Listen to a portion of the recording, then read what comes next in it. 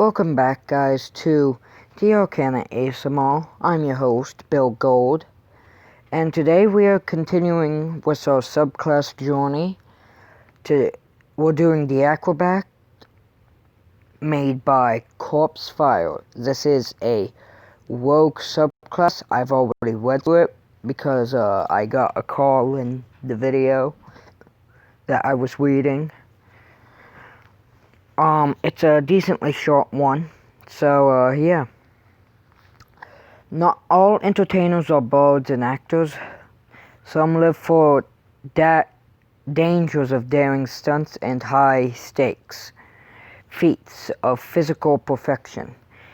Some of these acrobats lead double lives, acrobat by day, C4 assassin by night. In combat, rather than skulk around about the shadows, they run, jump, and flip around the battlefield in a daring dance of steel.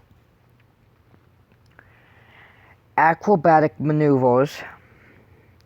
Starting at sword level, you can use the bonus action granted by your cunning action to make an acrobatics maneuver action. The acrobatic leap maneuver allows you to attempt to grant your next melee attack advantage on a creature within 5 feet by making an acrobatics check whose DC is equal to the target's AC plus their dex modifier if successful. It's nice, especially once you get expertise in acrobatic, because getting a nat 20, I think your cap would be, don't know what your cap on acrobatics is.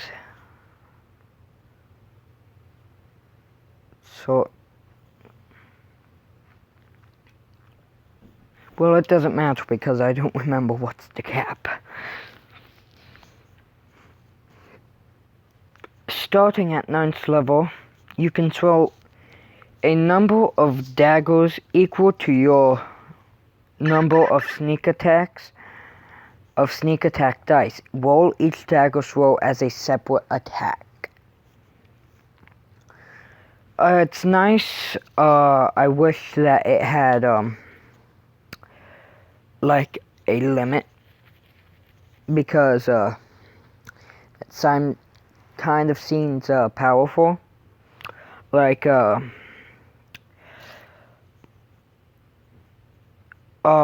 amount equal to your dex modifier, so having it as a cap of 5, that's what I personally would do.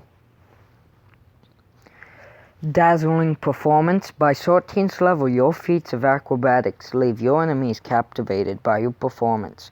When you make an acrobatics skill check, creatures within 30 feet of you must make a charisma saving throw with a DC equal to your acrobatics modifier, or be incapacitated until the end of their next turn. Your allies are immune to this effect, having seen you do this a million times. So you don't gotta worry about ending your allies' turn, but you do have to hope that the enemies are farther behind. Then, I mean, it's good to have their turn not be able to be taken. And stuff like that, it's good to limit them. But if it's not before your allies' turn, because I think being incapacitated gives the person attacking an advantage. Not sure. But either way, I also like the fact that they say they've seen you do this a million times. As if they just yawn every time you do performing now.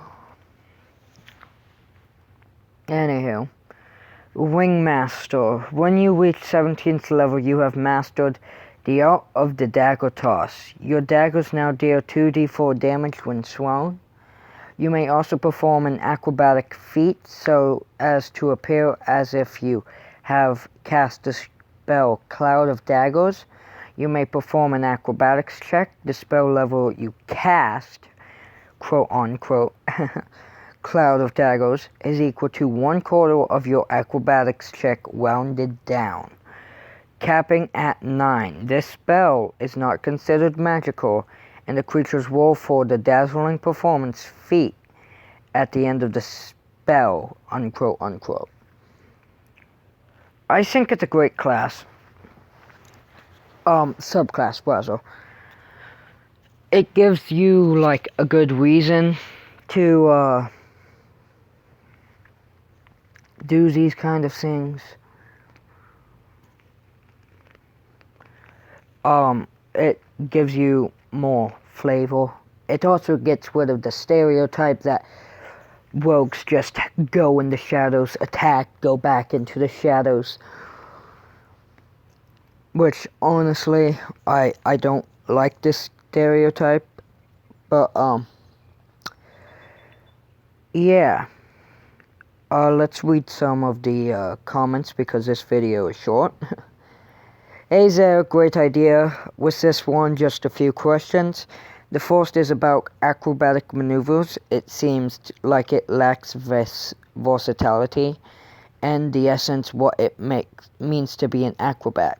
Maybe you could give plus to jump distance, advantage / expertise on acrobatics, and a way of different jumping options which give different options. Reduce fall damage? I don't know, it just seems like it is lacking.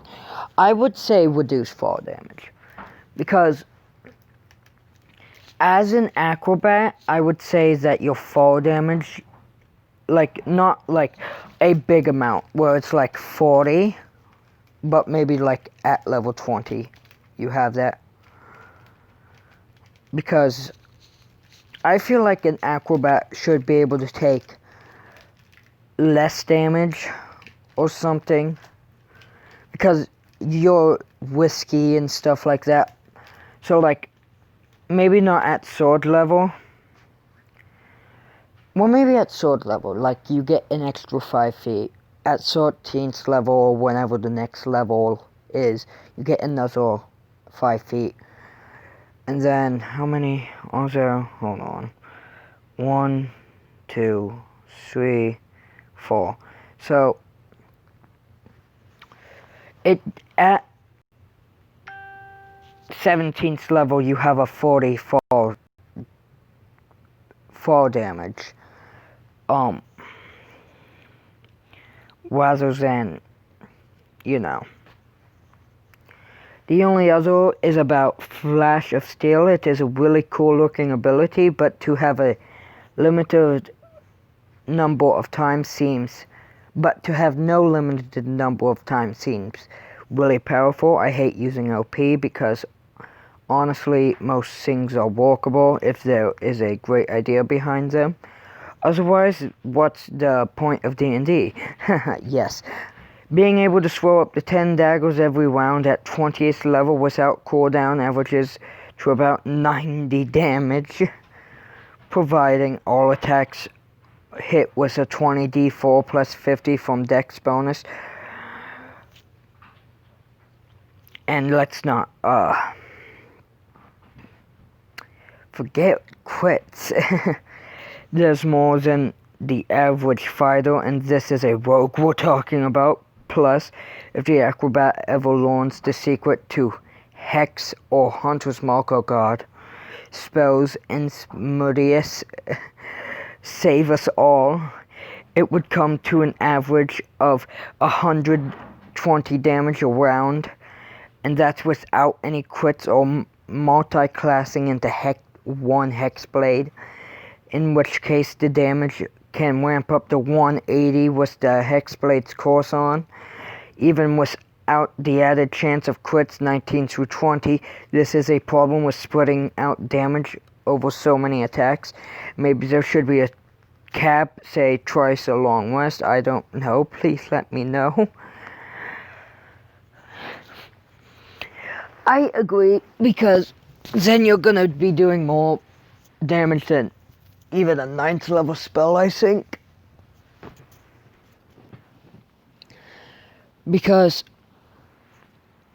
if you're doing more damage than a fighter per round, and mind you, you could possibly magically enhance all your daggers